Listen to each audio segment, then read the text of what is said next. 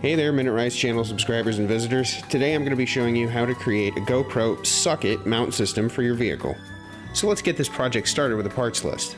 Your Harbor Freight heavy-duty dual suction cups.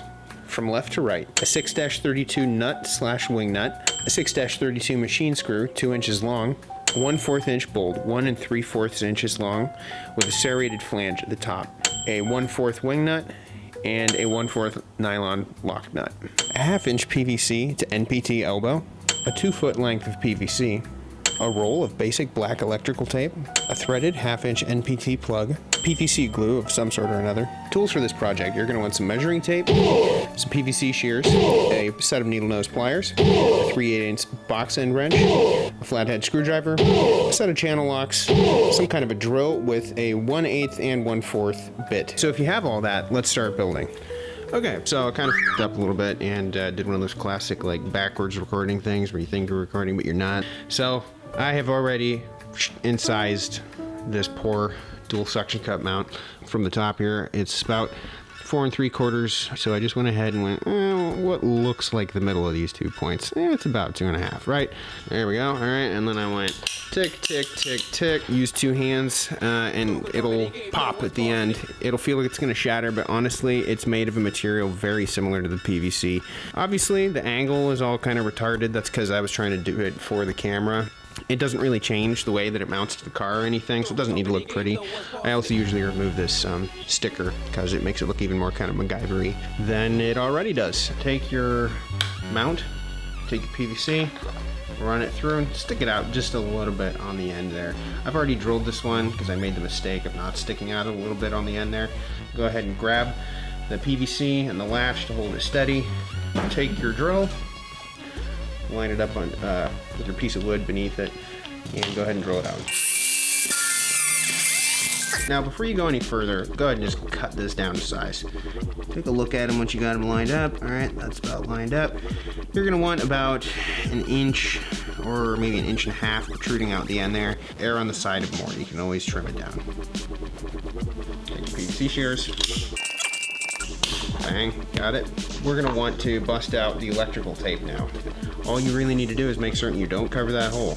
I would recommend putting it, about equidistant, so you have like one length of electrical tape in between the two. Spin it around until you think you've made the outer diameter of this PVC approximately the inner diameter of your suction cup handle. I just like electrical tape because it sticks to itself so damn well. And it's also really, really cheap. It's all right if it's a little bit snug. Smooth out that corner. Try to make the edges as smooth as possible, make it a lot easier to slide in. And still need to come off a little bit. Usually you can see if there's a ripple on the layer, that means it's not gonna fit. I think we got something here. Oh yeah, that's it, we got it. Okay. And try to keep bubbles and stuff out of this. It will make it a little bit more easy to slide in and out. I suppose you could also use those bubbles and ripples to make it harder to get in and out too, which is a fine strategy, but you might want to remove this post later on down the line, so don't make it too hard on yourself. You want it snug, not impossibly snug. And there through the first one. Okay, second one.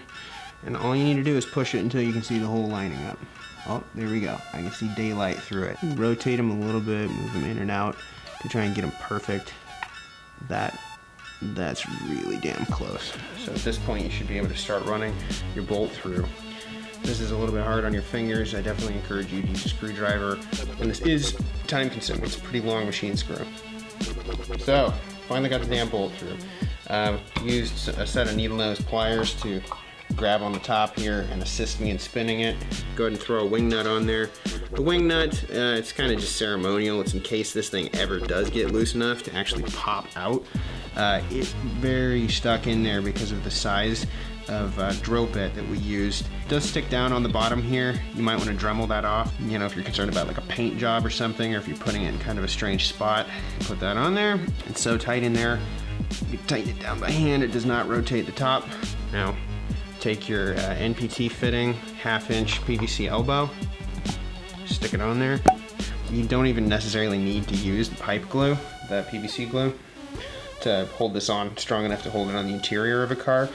The exterior of a car, I would definitely put glue on there. So now that you've completed your suction cup system here, you've got your latch, you got your PVC, and you have your NPT fitting, you need your NPT cap. Normally, I would drill this out in a vise. I know not everybody has a vise. I'm just gonna drill it on a piece of wood. Now, I would strongly recommend that instead of trying to hold this with your fingers, as I have attempted in the past, you use some kind of a wrench to stabilize this. If you don't, you're probably gonna twist your fingers up because the drill is a lot stronger than your grip. Line this up, just needs to be close to centered. It's not gonna make a big difference if it's not perfect. So run it through the bottom there. This particular bolt has a serrated flange. The serrated flange will hold on to the bottom plastic here so that it can't possibly rotate, because you do not want this to rotate. You want it to stand still so that when you tighten your GoPro down onto it, the GoPro doesn't start spinning. The beauty of using these and these bolts and this nylon lock nut, it tapers at the bottom.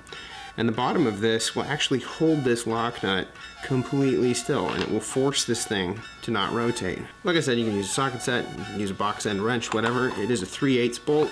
Sometimes you kind of need to get it started. So to aid in that, you can use channel locks.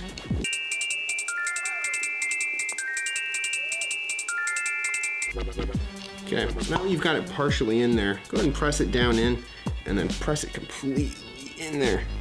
Give it a couple bangs if you can. That'll get it sunk in there deep enough that you can probably just start twisting it.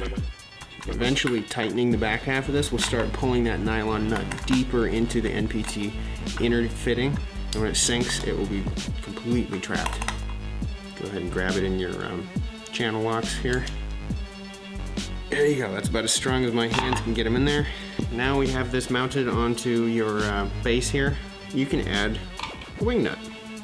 Now the wing nut allows you to tension the wing nut to the bottom of the GoPro, which allows you to point the GoPro anywhere in a 360-degree range. So if you want it backwards, go ahead and tighten the wing nut to the bottom of the GoPro, and there you go. So great, we're done, right? We're kind of done. You've got it to the point now where your GoPro can point back, forwards, and it can pivot up and down on the regular GoPro mount. But that's not quite enough usually, especially when you're trying to shoot some dynamic shots off a car.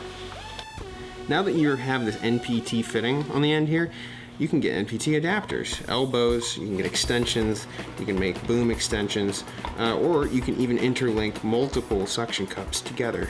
It changes the vantage of the GoPro completely.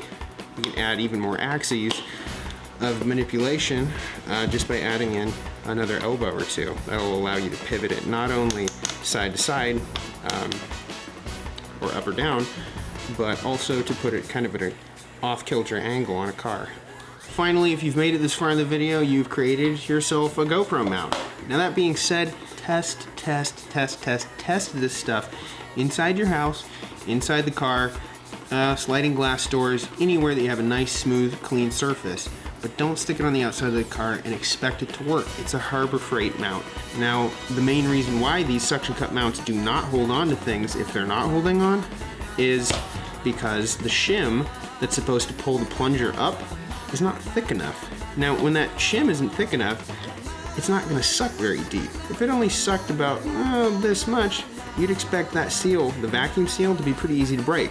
If it sucks all the way down, then you're in business. It'll hold on for sometimes days. So, if the shim's not working, if it's too thin, go ahead and either put some tape on it, put a washer above or beneath it, and that will change how deep the plunger is being acted on by that lever.